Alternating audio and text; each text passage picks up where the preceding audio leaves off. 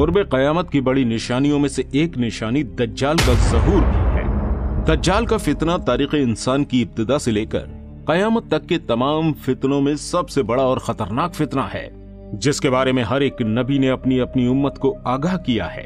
लेकिन क्या आपको पता है कि दज्जाल आसमान से नहीं उतारा जाएगा, बल्कि वो इस वक्त अल्लाह के हुक्म से हमारी अपनी दुनिया में मौजूद एक जजीरे में कैद है। और कुछ लोग ऐसे भी हैं जो दज्जाल से मुलाकात कर चुके हैं। और आज की हमारी इस वीडियो में हम आपको ये बताने वाले हैं कि आखिर दज्जाल किस जगह कैद है और वो कौन लोग थे जो दज्जाल से मुलाकात कर चुके हैं। नाजरीन, जैसा कि हमने आपको बताया कि दज्जाल क़यामत का सबसे बदतरीन फितना है।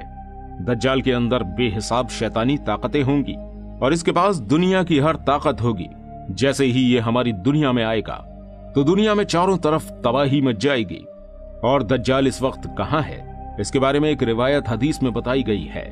बताया गया है कि एक बार हुजूर अकरम सल्लल्लाहु तआला अलैहि वसल्लम नमाज अदा करके मिंबर पर तशरीफ लाए थे और उन्होंने एक बयान किया। आप फरमाते हैं कि तमीमदारी किसी वक्त में नसरानी आदमी हुआ करते थे और बाद में ईमान लेकर आए। और उन्होंने मुझे एक किस्सा बयान किया जो दज्जाल के हवाले से है। तमीमदारी बताते हैं कि एक बार वो एक बहुत बड़ी कश्ती में सवार होकर सफर पर निकले। इस सफर पर उनके साथ कबीला लखम और जज्जाम के भी कुछ लोग शामिल थे।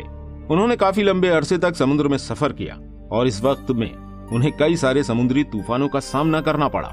इन तूफानों से बचते हुए वो मगरिब की तरफ एक जजीरे पर पहुंचे। तूफान से बचने के लिए इन लोगों ने इस जजीरे पर उतरने का फैसला किया। जब ये लोग इस जजीरे पर पहुंचे तो यहाँ उन्हें एक बहुत बड़े जानवर की तरह दिखने वाला इंसान मिला। इसका पूरा जिस्म बालों से ढका हुआ था। इन लोगों ने उससे पूछा कि तू कौन है? तो उसने बताया कि मैं दज्जाल का जासूस हूँ। इसने इन लोगों से कहा कि तुम मेरे साथ एक जगह चलो, मैं तुम्हें किसी से मिलवाना चाहता हूँ जो बेसब्री से तुम्हारा इंतजार कर रहा है। जब हम उस जगह पहुंचे तो यहाँ पर एक गार थी। जब हम इस गार के अंदर गए तो हमें यहाँ एक बहुत बड़ा कवी हैकल शख्स दिखाई दिया। तमीमदारी रजी अल्लाह तआला अन्हु फरमाते हैं कि हमने आज से पहले इतना भयानक शख्स नहीं देखा था। ये शख्स पूरी तरह से जंजीरों से जकड़ा हुआ था। हमने उससे पूछा कि तू कौन भला है? उसने जवाब दिया कि तुम लोगों को मेरे बारे में पता चल ही गया। पहले तुम बताओ कि तुम यहाँ क्यों आए हो और तुम लोग हो कौन? जिस पर हमने जवाब दिया कि हम अरब के बाशिंदे हैं। हम अपने सफर पर निकले थे और समुद्र में तूफान की वजह से हमारी कश्ती यहाँ तक पहुंच गई। जिस पर वो पूछता है कि मुझे ये बताओ कि बैसान के खजूरों में फल आ रहा है या नहीं? जिस पर हमने जवाब दिया हाँ, बहुत फल आते हैं। इसके बाद इसने बताया कि वो वक्त दूर नहीं जब इसमें फल आना बंद हो जाएंगे। इसके बाद उसने हमसे पूछा कि बहरे तिब्रिया के बारे में बताओ, उसके अंदर पानी है या नहीं? हमने उसे बताया उसमें बहुत सारा पानी है। वो कहने लगा वो वक्त करीब है जब उसमें बिल्कुल पानी ना होगा। फिर उसने पूछा कि जगर के चश्मे के बारे में बताओ, उसमें पानी है या नहीं और क्या उसकी बस्ती वाले उस पानी से अपने खेतों को सैराब करते हैं? हमने बताया कि उसमें बहुत पानी है और उसकी बस्ती वाले इससे सर्जो सब्ज हो रहे हैं। फिर उसने कहा कि मुझे नबी उम्मी के बारे में बताओ। हमने कहा कि नबी उम्मी मक्का से हिजरत करके मदीना तशरीफ ला चुके हैं। फिर उसने पूछा क्या अरब के लोगों की उनके साथ जंग हुई है? हमने बताया हाँ हुई है। फिर हमने उससे पूछा कि तुम हमें ये बताओ कि तुम कौन हो? तो उसने बताया कि मैं दज्जाल हूँ और वो वक्त ज्यादा दूर नहीं है जब मुझे यहाँ से बाहर जाने की इजाजत दे दी जाएगी। बाहर निकलने के बाद मैं पूरी दुनिया में घूमना शुरू कर दूंगा। 40 दिन के अंदर पूरी दुनिया में कोई भी बस्ती ऐसी ना होगी जहां से मैं ना गुजरूं। सिर्फ मक्का और मदीना को छोड़कर यही 2 जगह हैं जहां मेरा दाखिला मना है। हुजूर सल्लल्लाहु तआला अलैहि वसल्लम फरमाते हैं कि दज्जाल ना तो शाम के समुद्र में मौजूद है और ना ही यमन के समुद्र में। दज्जाल मशरिक में मौजूद है।